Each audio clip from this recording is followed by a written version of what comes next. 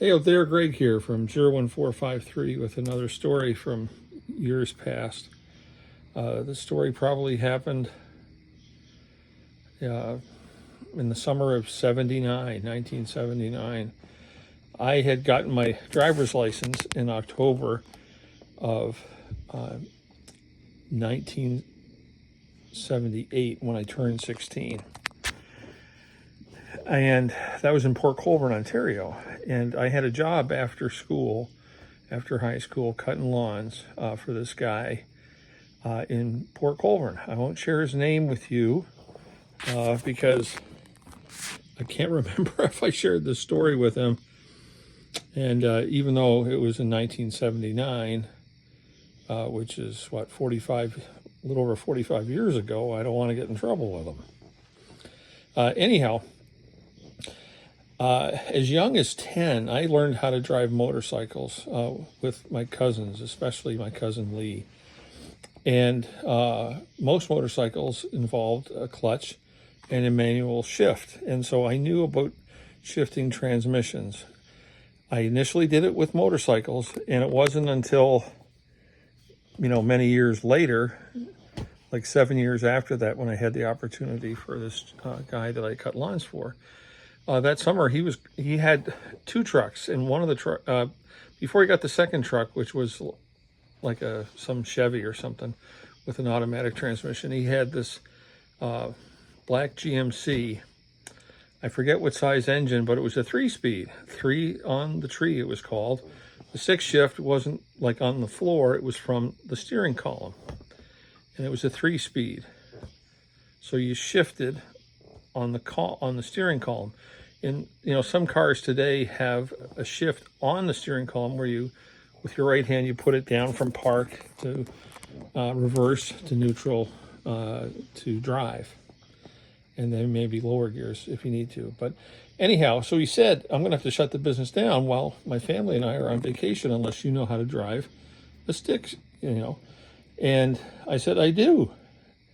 And that was true, not totally true. I'd never driven one on a truck or a car, but like I say, I had with motorcycles. So I worked and did good work for him while I was gone. Anyhow, one day I was out driving the truck around, and I was going down some side road, probably a dirt road, and probably going too fast. And came around the corner. All of a sudden, right up ahead, there was this train track that was elevated. I didn't have time to stop. Now, this old dirt road probably at one point ended, went through, but the train track came in later or something like that. I can't really remember.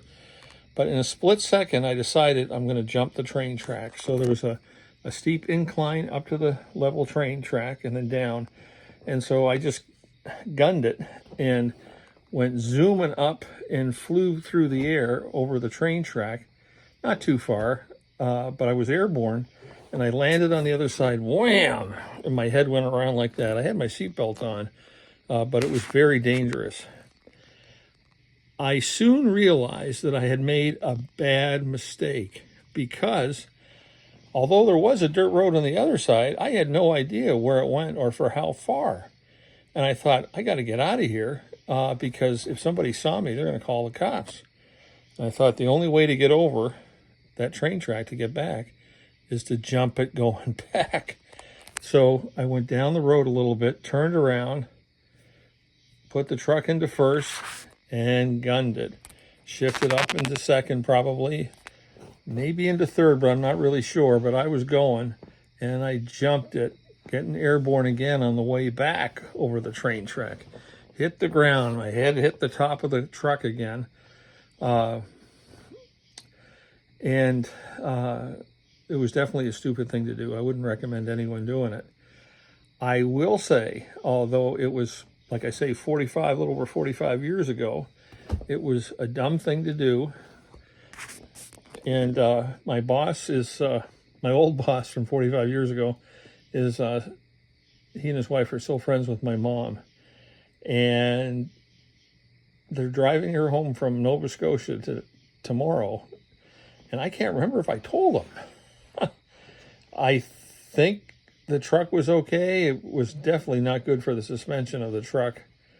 And I would never recommend anyone doing it today.